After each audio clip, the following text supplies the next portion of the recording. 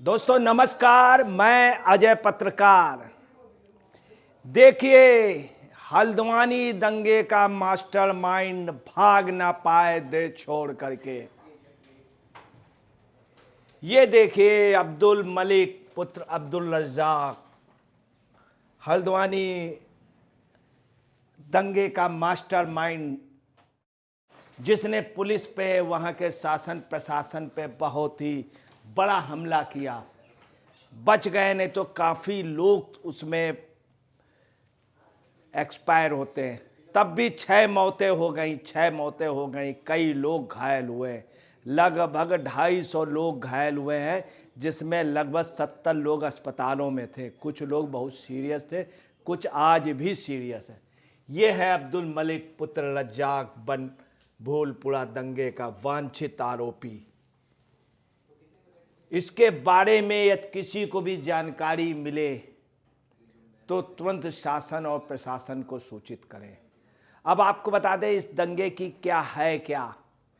ये अवैध जगह, सरकार के नुजूल की जगह पे ये अब्दुल मलिक व इनके साथी वहाँ पे निर्माण किए थे, एक मदरसा खोले थे, अपना ये वहाँ पे कार्य करता था। दूसरी आपको बता रहे हैं अब्दुल मलिक के बारे में, जिस समय वहाँ शासन प्रशासन गया, कोर्ट के आदेश से नोटिस दी गई थी, पहले बतला दिया गया था। इसके पहले भी कई बार वहाँ पर प्रवर्तन दस्ता पहुँचा उसको गिराने के लिए, मगर किसी तरह से अब्दुल मलिक जो था वह वहाँ के लोगों को लेके, क्षेत्रीय लोग लेकर के उन लोगों को नज़रअंदाज करते था, प्रवर्तन दस्ते को दौड़ा लेता था। इस बार स्थिति दूसरी हो गई। इस बार उसने पूरी तैयारी कर ली थी, प्रशासन तैयारी से गया था, और उसने क्या किया था, वहाँ पे स्पेशली महिलाएं जो हैं वो कपड़ों में झोले छुपा छुपा करके लाई। वहाँ पर पत्थर लाए गए, पेट्रोल बम लाए गए, और वहाँ पे लड़ाई का पूरा इंतज़ाम, और अनवरत 3-4 घंटे इतना ज़बरदस्त पथराव किया है कि पूछे नहीं। इतना पत्थर था कि कहाँ से आया, एक बहुत बड़ी समस्या थी। अब देखिए क्या है, ये जियाउर रहमान अखलाक हुसैन, जियाउर रहमान पुत्र अखलाक हुसैन बन भूलपुरा दंगे के वांछित आरोपी। इनके बारे में किसी को जानकारी मिले, चेहरा पहचान लीजिए, तुरंत बताइए। ये मौकीन सैफ़ी पुत्र नईम सैफ़ी हैं, बनभूलपुरा के दंगे के वांछित अपराधी। ये तीसरे हैं अयाज अहमद पुत्र शकील अहमद उर्फ हाफिज़, बनभूलपुरा दंगे के वांछित आरोपी के बारे में कोई भी जानकारी होने पर शासन प्रशासन ने, पुलिस ने, इनका इंटरपोल में भी सूचना दी जा रही है, और इनके अरेस्टिंग के लिए पूरा आप समझ लीजिए सभी तरफ शासन प्रशासन सक्रिय है। आम जनता को सक्रिय होना चाहिए, क्योंकि ये कोई भी घटना कर सकते, कोई भी वारदात कर सकते। वहाँ पे इन्होंने इतनी बड़ी घटना कर दी, ये देश में कहीं पर भी अब घटना कर सकते हैं, क्योंकि इनके पीछे बहुत बड़ा गैंगवार सक्रिय है।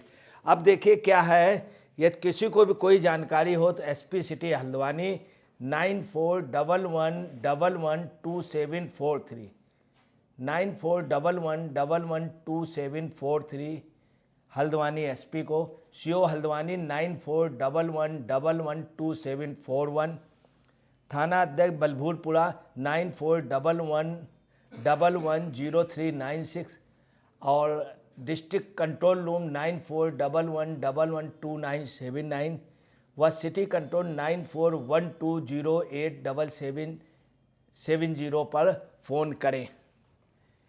ये सूचना देनी बहुत ज़रूरी है। इन लोगों के खिलाफ लुकआउट नोटिस भी इशू कर दिया गया है। इनके बारे में आपको बतला दें कि जो देखिए,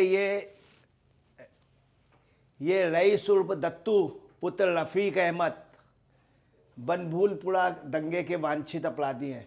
दूसरे अब्दुल मोइद पुत्र अब्दुल मलिक, ये भी बनभूलपुरा के वांछित अपराधी। तीसरे वसीम उर्फ हप्पा पुत्र अनीस सिद्दीकी बनभूलपुरा दंगे के वांछित अपराधी हैं।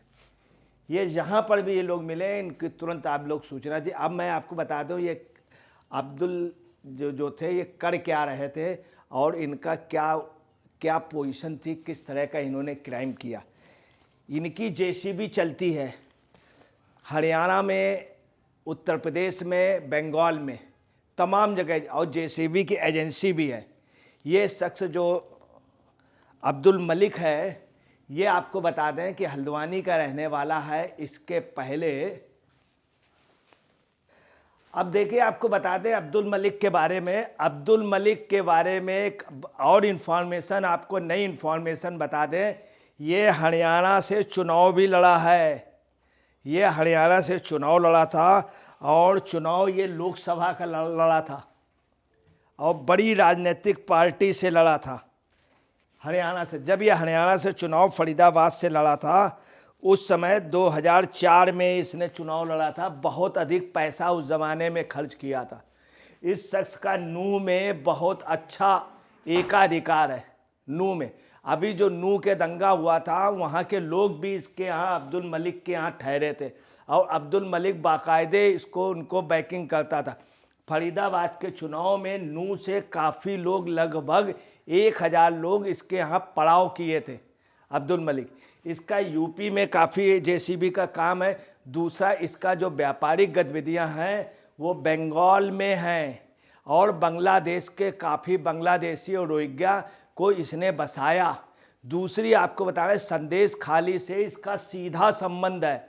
संदेश खाली से सीधा संबंध है, शेख शाहजहां से सीधा संबंध। इसका बंगाल में ऑलरेडी वो है, तमाम जगह नामी और बेनामी संपत्तियां हैं।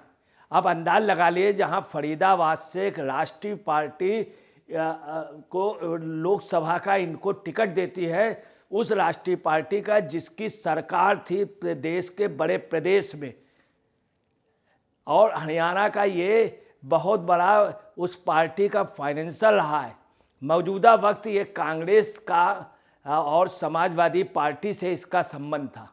ये सभी लोगों का, जो लोग पकड़े गए हैं, ये जो लोग फरार हैं, इनका संबंध था। इनके नेपाल भागने की उम्मीद की जा रही है। वहीं के जो इनपुट मिल रहे हैं वो ये पता चल रहा है कि ये बंगाल जा सकता है, चूँकि नेपाल से लुकआउट नोटिस से नेपाल की पुलिस दे सकती है भारत को। अगर भारत ने डिमांड किया, तुरंत ही यहाँ की पुलिस जाके उनको अरेस्ट कर सकती। इसलिए अब्दुल मलिक जो है वो नेपाल ना भाग करके बंगाल जाएगा, चूँकि बंगाल की गवर्नमेंट की समय पोजीशन है, पूरा प्रश्रय मिल जाएगा।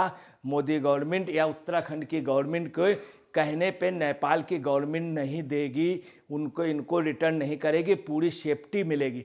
चूँकि नेपाल, वहाँ से आए हुए बंगाल से आए हुए काफ़ी लोग यहाँ पे शरण पाए हुए हैं, जिनका ये शरण स्थली पूरे उत्तराखंड में लगभग 2-3 लाख लोग बांग्लादेशी हैं, जिनका ये आप समझ लीजिए माई बाप है।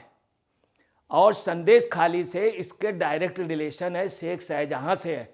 वहाँ से बांग्लादेश का बॉर्डर पास में है, तो इसके लिए सेफ जगह जो है वो बंगाल है, और बंगाल में जाने की उम्मीद की जा रही है। अब इनके साथ जो दूसरे वो हैं, वो तस्लीम पुत्र शाबिर कुरैशी हैं। ये भी बनफुला दंगे पे आरोपित है। शकील अंसारी पुत्र जमील अहमद, ये सभी लोग वहाँ के हिंसा में वांछित थे, वहाँ के स्थिति बिगाड़ने पे। सवाल इस बात का नहीं है कि वहाँ पे ये कब्जा किए हुए थे तमाम सरकारी जगहों पे, पूरे उत्तराखंड की तमाम सरकारी जगहों पे इन लोगों ने 20-25 साल से कब्जा कर लिया। और इसमें भी जो सबसे बड़ी बात है, उस कब्जा कराने में जो सबसे बड़ा हाथ रहा, वो हकीकत ये है कि कांग्रेस के कुछ नेता हरीश रावत का, दूसरी जो हाथ रहा इंदिरा हृदयेश के लड़के वहाँ से एमएलए हैं। कहना नहीं चाहिए, कटु सच है, उनकी भी बैकिंग और बसाने में उनका भी बहुत बड़ा योगदान रहा। सरकार को ये चाहिए कि इन नेताओं से भी पूछताछ करनी चाहिए।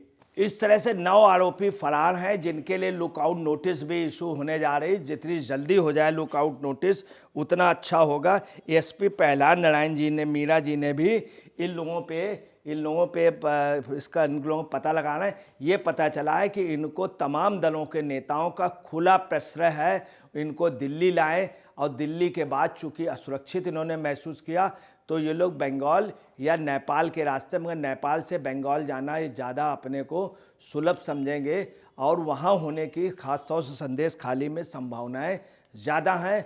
और इनकी अरेस्टिंग होना इंटरपोल को भी सूचित कर दिया गया है। जिसको भी कहीं पर मिले तुरंत प्रशासन को इस नंबरों पे सूचित करें 9411112743 9411112741 और 9411110396 इन नंबरों पे वो सहयोग करें। दोस्तों नमस्कार, मैं अजय पत्रकार।